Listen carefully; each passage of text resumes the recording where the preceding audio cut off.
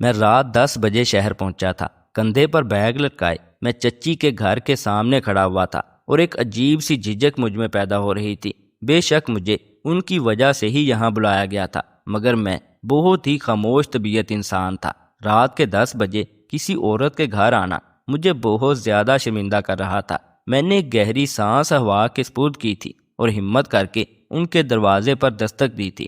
پہلی دستک پر ہی دروازہ کھول دیا گیا تھا، مگر ان کا حال دیکھ کر میں دنگ رہ گیا تھا۔ دوپٹہ گلے میں تھا، بال بکھرے ہوئے تھے اور چہرے پر کافی پسینہ تھا۔ میں نے انہیں سلام کیا تھا اور گھر کے اندر آ گیا تھا، جبکہ ان کی رنگت پیلی زرد ہو رہی تھی۔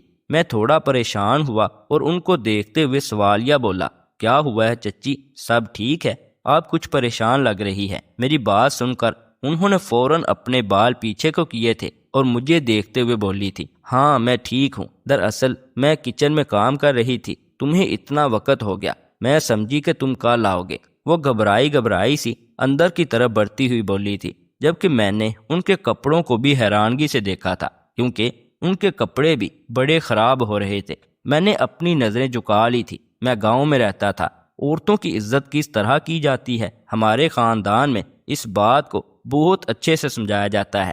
میں دھیمی آواز میں بولا تھا، جی معافی چاہتا ہوں، ممی کی طبیعت تھوڑی خراب ہو گئی تھی تو میں انہیں ہسپتال لے گیا تھا۔ چھوٹا بھائی پاپا کے پاس شہر ہی آیا ہوا تھا، اسی لیے مجھے وہاں ٹھہرنا پڑا۔ بہن بھی خالہ کے پاس گئی ہوئی تھی، اسی لیے تھوڑی پریشانی ہو گئی۔ میں معافی چاہتا ہوں آپ کو اس وقت پریشان کیا۔ اگر کوئی مسئلہ ہے تو میں صبح آ جاتا ہوں، پاپا کے پاس چلا جاؤں گا۔ میری بات سن کر وہ فوراً مڑی تھی۔ ایک لمحے کے لیے مجھے ایسا لگا کہ وہ ہاں بول دیں گی، مگر وہ فوراً ہی سر نفی میں ہلاتے ہوئے بولی تھی، نہیں اب کیا مزہ۔ اچانک ہی وہ منہ ٹیڑھا کر کے یکدم بول پڑی تھی، ایسا لگتا تھا جیسے ان کی زبان پھسل گئی ہو۔ میں نے حیرت سے ان کی طرف دیکھا تھا اور سوالیہ بولا، کیا مطلب، کیسا مزہ؟ میرا یہ کہنا تھا کہ وہ بری طرح سے بوکھلا گئی تھی اور مجھے دیکھتے ہوئے بولی، ارے میرے کہنے کا مطلب ہے کہ کوئی بات نہیں، اب تم آگے ہو تو آرام کرو، یہ دوسرا کمرہ تمہارا ہے۔ وہ کمرے کی طرف اشارہ کرتے ہوئے بولی تھی۔ اس وقت مجھے بہت بھوک لگی ہوئی تھی، مگر میں خاموش ہو گیا تھا، کیونکہ ابھی نہ میں ان کے طور طریقے جانتا تھا اور نہ ہی ان کا مزاج، اور ابھی مجھے یہ بات کچھ عجیب لگ رہی تھی، اسی لیے میں نے چپ چاپ کمرے میں جانے میں ہی عافیت جاننی تھی۔ میں گاؤں میں رہتا تھا، پڑھائی کے لیے اکثر شہر آتا رہتا تھا۔ اسی دوران میرے چچا نے شادی کر لی تھی۔ 3 مہینے تک وہ پاکستان میں اپنی بیوی کے ساتھ رہے اور پھر 3 مہینے بعد وہ واپس بیرون ملک چلے گئے تھے۔ ان کے پاس زیادہ تعلیم نہیں تھی، اسی لیے وہ باہر کے ممالک میں نہ جانے کون سا کام کر کے اپنا روزگار بہتر بنا رہے تھے۔ مجھے یہ حرکت ان کی بہت بری لگی تھی۔ شادی کے فوراً بعد چلے جانا ایک عورت کی زندگی کو تباہ کر دیتا ہے۔ پاپا نے بھی چاچو کو سمجھایا تھا کہ تم غلط کر رہے ہو، اگر تمہارا ارادہ مستقل طور پر بیرون ملک میں ہی رہنے کا ہے تو پھر تم اپنی بیوی کو بھی وہیں رکھو، اور اگر ایسا تم نہیں کر سکتے تو پھر شادی نہ کرو۔ کسی کی لڑکی کی زندگی کو اس طرح تباہ کرنا غلط ہے۔ مگر چچا نے یہی کہا تھا کہ میری پہچان کے لیے بھی ایک عورت ہونی چاہیے، میں آتا جاتا رہوں گا، اب تو اللہ کا دیا سب کچھ ہے۔ چاچو نے پاپا کو مطمئن کر دیا تھا، اسی لیے پاپا نے ان کو اجازت دے دی تھی، مگر میں نے اختلاف کیا تھا، مگر میں بچہ تھا، اسی لیے میری بات کو زیادہ اہمیت نہیں دی گئی تھی۔ 3 مہینے کے بعد جب وہ بیرون ملک چلے گئے تب مجھے پاپا نے فورس کیا کہ اب تم شہر آ جاؤ اور اپنی چچی کے ساتھ رہو۔ وہ بھی شہر میں ہی رہتے تھے کیونکہ ان کی جاب بینک میں تھی، مگر وہ ہر ہفتہ بعد گاؤں آتے تھے، ممی سے ملتے تھے، ان کے ساتھ وقت گزارتے تھے۔ مگر چاچو نے بہت غلط کیا تھا اور اب مجھے ان کی بیوی کی دیکھ بھال کے لیے شہر بھیج دیا گیا تھا۔ خیر میں نے بھی اپنے لیے آسانی ہی دیکھی تھی، کیونکہ میری بھی پڑھائی کا حرج ہو جاتا تھا، کالج میں مہینوں بعد ہی جاتا تھا۔ اب مجھے لگتا تھا کہ میں آرام سے کالج بھی جا سکتا ہوں اور اچھا کوچنگ بھی لے سکتا ہوں۔ وقت دھیرے دھیرے گزرنے لگا تھا۔ کمرہ جو مجھے دیا گیا تھا وہ رہنے کے قابل تھا، باقی میں نے اپنے طور پر سوچ لیا تھا کہ اس کا فرنیچر تھوڑا بدل دوں گا۔ پاپا کی پوسٹ بینک میں بہت اچھی تھی، اسی لیے پیسوں کی ہمیں بالکل بھی فکر نہیں تھی۔ میں نے اپنا سامان وغیرہ ایک طرف رکھ دیا تھا اور سونے کے لیے بستر پر دراز ہو گیا تھا۔ لمبی مسافت طے کرنے کی وجہ سے میں بہت زیادہ تھک چکا تھا، لیکن کہتے ہیں نا کہ بھوک بہت بری چیز ہوتی ہے، یہ پیٹ کی آگ انسان کو سکون کا نام نہیں لینے دیتی۔ رات 3 بجے کے وقت میری آنکھ کھل گئی تھی۔ اتنی شدید بھوک مجھے لگ رہی تھی کہ بیٹھنا محال ہو گیا تھا۔ میں فوراً ہی اٹھ کر بیٹھ گیا تھا۔ کچھ دیر تک تو میں برداشت کرتا رہا، لیکن جب حد تجاوز ہونے لگی تو میں نے یہی فیصلہ کیا کہ میں کچن میں جا کر جو بھی ملے گا خاموشی سے کھا لوں گا، اور نہیں ملا تو پھر بنا لوں گا۔ یہی سوچتے ہوئے میں باہر آیا تو مجھے اچانک سے کھٹ پھٹ کی آوازیں آنے لگی تھی۔ میں حیران ہوا کہ بھلا یہ آوازیں کہاں سے آ رہی ہیں؟ کیا گھر میں کوئی گھس آیا ہے؟ یہ خیال آتے ہی میں فوراً چکنا ہو گیا تھا۔ کان لگا کر آواز کی طرف دھیان لگایا تو آواز دروازے کے پاس سے آ رہی تھی۔ مین ڈور کی طرف کوئی تھا۔ یہ سوچ آتے ہی میں فوراً آگے بڑھا تھا، مگر سامنے کا منظر دیکھ کر میں دھنگ رہ گیا تھا۔ چچی گھر کا دروازہ بند کر رہی تھی۔ کیا وہ باہر سے آئی تھی؟ میں ابھی کچھ کہتا، اس سے پہلے ہی وہ پلٹی تھی اور اتنی بری طرح سے سہم گئی تھی کہ جس کی کوئی حد ہی نہیں تھی۔ ان کے چہرے کی ہوائیاں اڑی ہوئی تھی۔ میں کچھ کہتا، اس سے پہلے ہی وہ فوراً اپنے بالوں کو سنوارتے ہوئے بولی تھی، میں دروازہ دیکھنے کے لیے آئی تھی کہ دروازہ لاک ہے یا نہیں۔ تم کیا کر رہے ہو؟ مجھے معلوم تھا کہ وہ جھوٹ بول رہی ہیں۔ میں نے واضح طور پر انہیں گھر میں اندر داخل ہوتے ہوئے دیکھا تھا، مگر میں چپ رہا تھا کیونکہ میں نے یہی گمان کیا کہ ہو سکتا ہے کہ میں غلط ہوں۔ میں بات بدلتے ہوئے بولا، جی مجھے بھوک لگ رہی تھی، اسی لیے میں کمرے سے باہر آ گیا۔ آپ نے کچھ بنایا ہے؟ میری بات سن کر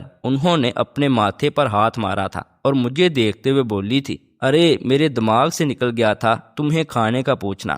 ہاں میں نے تمہارے لیے چکن بریانی بنائی ہے، آؤ میں تمہیں دے دوں۔ یہ کہتے ہی وہ کچن کی طرف چلی گئی تھی، جبکہ میں بھی ان کے پیچھے پیچھے ہی بڑھا تھا۔ مجھے کھانا نکال کر دینے کے بعد وہ سیدھا واش روم جا رہی تھی۔ میں نے یہی سوچا کہ حاجت آئی ہوگی، مگر تھوڑی دیر بعد پانی گرنے کی آواز آنے لگی تھی۔ رات کے 3 بجے ٹھنڈ کی راتوں میں وہ نہا رہی تھی۔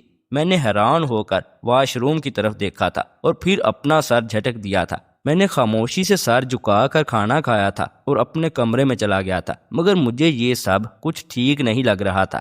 پہلے ہی دن مجھے چچی کو دیکھ کر کچھ اچھا محسوس نہیں ہو رہا تھا۔ نہ جانے کیوں میرا دل کہہ رہا تھا کہ کچھ گڑبڑ ضرور ہے، مگر فی الحال میں نے اپنا سر جھٹک دیا تھا کیونکہ اس وقت مجھے بہت شدید نیند آ رہی تھی۔ میں اپنا کمبل درست کر کے گہری نیند سو گیا تھا۔ اگلی صبح میں بیدار ہوا تو چچی کی آواز آ رہی تھی۔ وہ کسی سے فون پر بات کر رہی تھی۔ میں نے انگڑائی لی تھی اور اپنے کمرے میں موجود واش روم جا کر کپڑے وغیرہ تبدیل کیے تھے۔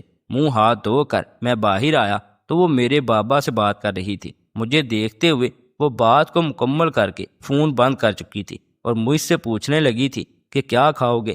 میں نے شرماتے ہوئے انہیں اپنے ناشتے کے بارے میں بتایا تو وہ حیران ہو کر مجھے دیکھنے لگی تھی اور پھر ہنستے ہوئے بولی، بھائی آپ لوگوں کی تو بڑی خطرناک خوراک ہے، خیر میں تمہارے لیے بنا دیتی ہوں۔ تمہارے بابا بول رہے ہیں کہ ان کے گھر کی طرف تم چکر لگا لینا، کچھ سامان انہیں تمہیں دینا ہے۔ میں نے ان کی بات سن کر سر اسبات میں ہلا دیا تھا اور خاموشی سے ڈائننگ ٹیبل پر بیٹھ گیا تھا۔ میرا ارادہ ان سے یہ پوچھنے کا تھا کہ کل رات وہ کہیں گئی تھی، مگر پھر میں نے یہی سوچا کہ چھوڑو، میں آج پہلے دن ہی اگر ان سے یہ سب پوچھوں گا تو وہ بے وجہ غصہ ہو جائیں گی، اور اگر انہوں نے چاچو سے کچھ الٹا سیدھا بول دیا تو بے وجہ میرے اور چاچو کے درمیان بات خراب ہو جائے گی۔ انہوں نے ناشتہ میرے سامنے رکھا تو میں نے خاموشی سے ان کا شکریہ ادا کیا تھا، پر جلدی جلدی ناشتہ تناول کرنے لگا تھا۔ وہ میرے پاس ہی بیٹھ گئی تھی اور پھر تھوڑا سا پریشان لہجے میں بولی تھی، ایک بات کہوں تمہیں؟ میں نے ان کی طرف دیکھا تو وہ کافی الجھی ہوئی لگ رہی تھی۔ انگلیوں کو مروڑتے ہوئے وہ مجھے بہت نروس لگی۔ میں کچھ کہتا اس سے پہلے ہی وہ بولی تھی، میں کل رات اپنی سہیلی کے گھر گئی تھی۔ وہ دراصل میں تمہیں رات میں اچانک سے دیکھ کر تھوڑا ڈر گئی تھی۔ ان کی زبان لڑکھڑا رہی تھی۔ میں نے حیران ہو کر ان کی جانب دیکھا تھا اور سوالیہ بولا تھا، لیکن چچی اتنی رات کو؟ اور آپ نے تو کہا کہ آپ دروازہ بند کر رہی تھی۔ میری بات سن کر انہوں نے میری جانب دیکھا تھا اور سر جھکا کر بولی تھی، میں جانتی ہوں، اسی لیے میں تمہیں اپنی بات کی صفائی دے رہی ہوں۔ دراصل میں تمہیں کل رات اچانک سے اپنے سامنے دیکھ کر ڈر گئی تھی کہ کہیں تم اپنے چاچو کو الٹا سیدھا نہ بول دو، مگر تمہارے بابا نے بتایا ہے کہ تم بہت اچھے ہو، اسی لیے میں تمہیں بتا رہی ہوں۔ دراصل میری سہیلی کا شوہر بھی بیرون ملک میں ہے۔ کل رات اس کی طبیعت اچانک خراب ہو گئی تو اس نے مجھے فون کر دیا تھا، یہی وجہ تھی کہ میں اس کے پاس چلی گئی تھی۔ میں چاہتی تو تمہیں رات میں ہی سچ بتا سکتی تھی، لیکن میں معذرت چاہتی ہوں، میں تھوڑا گھبرا گئی تھی۔ ان کا بار بار ایک ہی بات کے لیے صفائی دینا مجھے تھوڑا سا ناگوار گزرا تھا۔ میں انہیں دیکھتے ہوئے بولا، ٹھیک ہے کوئی بات نہیں، مگر آئندہ خیال کریے گا، رات میں عورتوں کا باہر جانا خطرناک ہوتا ہے۔ گاؤں میں تو اس بات کو بہت ہی برا مانا جاتا ہے۔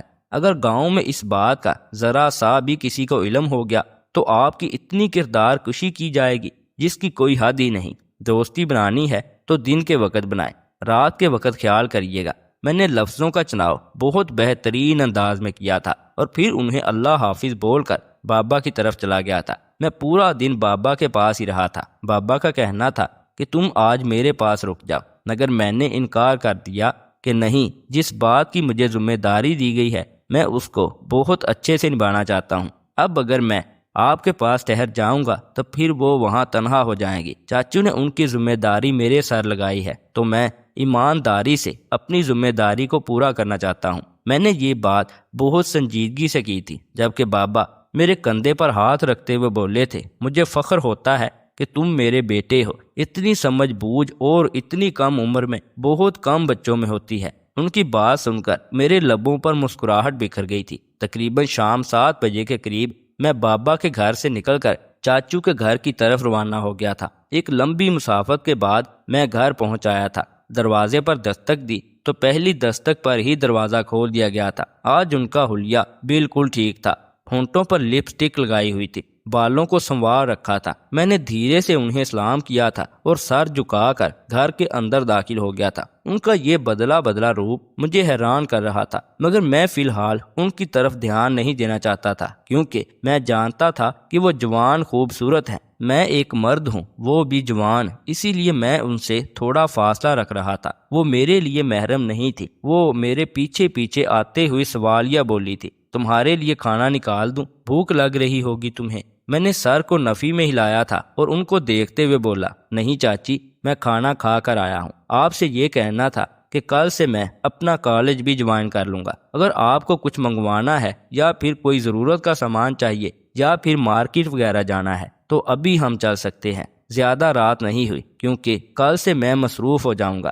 میں دروازے کے پاس ہی کھڑا ہو کر ان سے دھیمی آواز میں بولا تو وہ مجھے دیکھتے ہوئے بولی تھی کہ نہیں، اس کی کوئی ضرورت نہیں ہے، میں سامان وغیرہ خود لے آتی ہوں، تم اپنی پڑھائی پر دھیان دو آرام سے، تمہیں بالکل بھی اس بات کی فکر کرنے کی ضرورت نہیں ہے۔ اور ہاں، تمہارے بابا بتا رہے تھے کہ تم کوچنگ وغیرہ بھی لوگے۔ وہ مجھے لے کر اب گھر کے اندر آ گئی تھی۔ میں لونج میں پہنچ چکا تھا۔ میں نے سر کو ہاں میں ہلایا تھا اور اپنے کمرے میں چلا گیا تھا۔ میں نے زیادہ ان سے بات کرنا بھی مناسب نہیں سمجھا تھا۔ وقت دھیرے دھیرے گزرتا جا رہا تھا۔ مجھے چچی کے گھر آئے ہوئے اب پورا 1 ہفتہ کا عرصہ بیت گیا تھا۔ میں نے کوچنگ اور کالج دونوں ہی جوائن کر لیے تھے۔ میں پڑھائی میں اتنا مصروف ہو چکا تھا کہ اب میں بابا کے گھر بھی نہیں جا پا رہا تھا۔ 1-2 بار انہوں نے کال کر کے مجھے اس بات کا شکوہ بھی کیا تھا کہ اس گھر میں ایسا بھی کون سا مزہ ہے جو تم مجھے بھول ہی گئے ہو۔ میں نے تو تمہیں اپنے لیے بھی یہاں بلایا تھا کہ ہفتہ میں 1-2 بار تم سے ملاقات ہو جائے گی، لیکن تمہیں تو اپنے باپ کی بالکل بھی پرواہ نہیں ہے۔ انہوں نے اچھی خاصی میری کلاس لگائی تھی، جبکہ میں صرف خاموشی سے ان کی باتیں سن رہا تھا۔ رات تقریباً 2 بجے کے وقت میری آنکھ اسی فکر سے کھل گئی تھی۔ کل میرا ارادہ بابا کے پاس جانے کا ہی تھا اور ان کی باتیں سن کر بھی میں حد سے زیادہ بے چین ہو رہا تھا۔ نہ جانے ان کو ایسی کون سی بات کرنی تھی جو وہ اتنے زیادہ ایموشنل ہو رہے تھے۔ مجھے کمرے میں عجیب سی گھبراہٹ ہونے لگی تھی، اسی لیے میں باہر آ گیا تھا جب اچانک مجھے واش روم سے پانی گرنے کی آواز آئی تھی۔ میں نے چونک کر واش روم کی طرف دیکھا تھا۔ رات کے 2 بجے آج پھر چچی نہا رہی تھی، مگر اتنی رات کو وہ کیوں نہاتی ہیں؟ تھوڑی دیر بعد ہی وہ نہا کر باہر آئی تو میں نے انہیں حیرت سے دیکھا تھا، جبکہ وہ مجھے اپنے سامنے دیکھ کر آج پھر بوکھلا گئی تھی۔ ان کا ڈرنا میری سمجھ سے باہر تھا۔ مجھے دیکھتے ہوئے وہ بوکھلا کر بولی تھی، مجھے گرمی لگ رہی تھی اسی لیے میں نہا رہی تھی، تم یہاں کیا کر رہے ہو؟ میں نے انہیں دیکھ کر صرف اتنا کہا تھا کہ میں کھلی فضا میں سانس لینے کے لیے آیا تھا، کوئی بات نہیں، آپ مجھے کیوں صفائی دے رہی ہیں؟ یہ بول کر میں باہر کی طرف چلا گیا تھا۔ میں نے ان کی طرف دوبارہ نظر اٹھا کر نہیں دیکھا تھا کیونکہ ان کے پاس دوپٹہ بھی موجود نہیں تھا۔ مگر آج مجھے عجیب سا خیال آنے لگا تھا، کیا وہ ہر روز ایسا کرتی ہیں یا پھر کوئی اور بات ہے؟ میں نے دل ہی دل میں ایک عجیب سا ارادہ باندھا تھا کہ میں کل دیکھوں گا کیا یہ روز کا عمل ہے یا پھر کبھی کبھی ایسا ہوتا ہے۔ وقت دھیرے دھیرے گزرتا جا رہا تھا۔ کل کا دن معمول کے مطابق گزرا تھا۔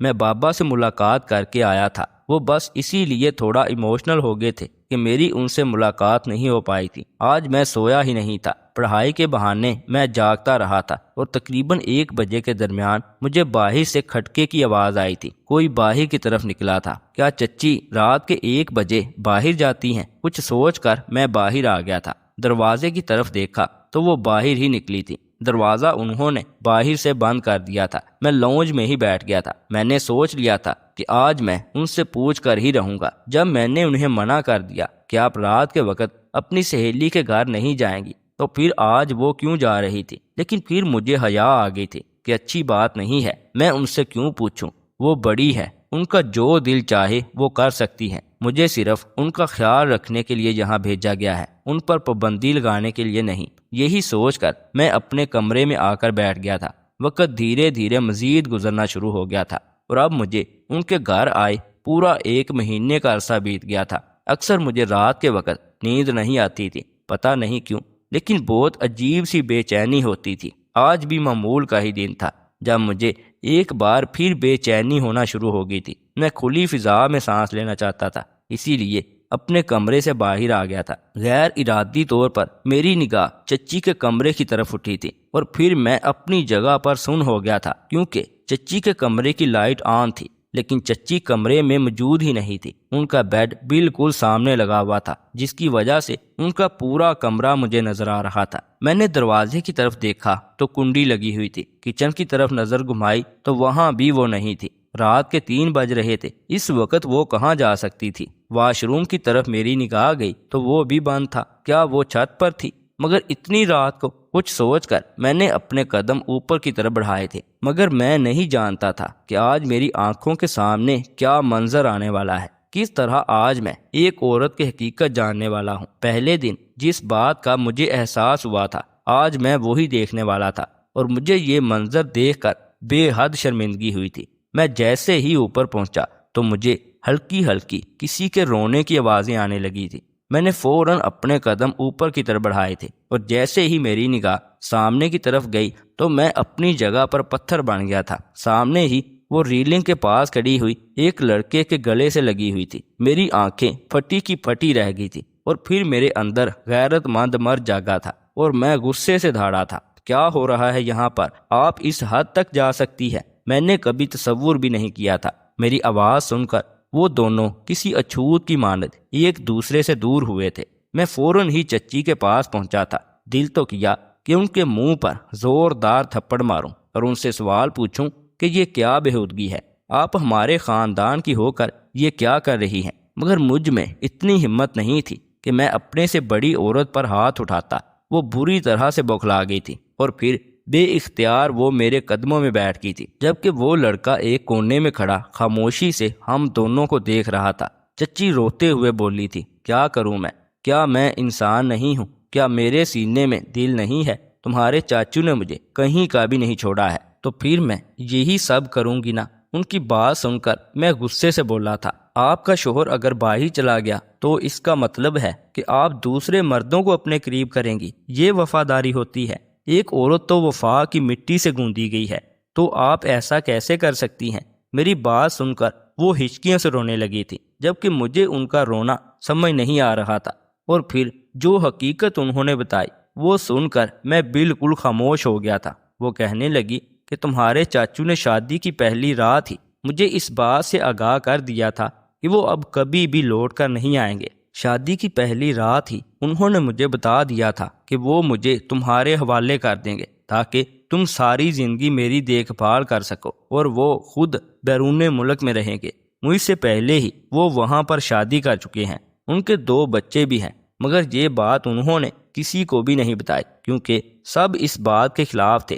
مجھ سے شادی اس لیے کی گئی ہے کیونکہ میں اس خاندان کے لیے نشانی ہوں۔ انہوں نے کہا تھا کہ میں ایک بچہ بھی پیدا کرواؤں گا تم سے، تاکہ میرا خون اس خاندان سے بھی پہچانا جائے، تاکہ میرے بچے کو جائیداد مل سکے۔ میں شادی سے پہلے کسی کو پسند کرتی تھی، لیکن ماں باپ نے سنا ہی نہیں۔ بیرون ملک میں موجود لڑکے کا رشتہ آیا تو مجھے اس کے حوالے کر دیا گیا۔ میں بھی خاموش ہو گئی کہ چلو، ساری زندگی ماں باپ کے گھر میں دکھ دیکھا، اب شادی کے بعد شوہر کے ساتھ سکھ پاؤں گی، مگر کیا فائدہ، شادی کے بعد بھی تکلیف ہی ملی۔ شوہر چھوڑ کر چلا گیا اور مجھ پر یہ بات بھی لازم کر دی گئی کہ اب تم ساری زندگی اکیلی تنہا گزارو گی۔ تو میں نے کیا گناہ کیا؟ میں مانتی ہوں کہ میں غلط ہوں۔ میں کسی اور کی طرف مائل ہوئی، کسی اور کو اپنایا، اس کے ساتھ تعلق بنائے، مگر جب وہ یہ کر سکتے ہیں تو میں کیوں نہیں کر سکتی؟ میں بالکل خاموش ہو کر ان کی باتیں سن رہا تھا۔ میں مانتا تھا کہ وہ غلط ہے، انہوں نے اس مرد کے ساتھ غلط تعلقات بنائے تھے،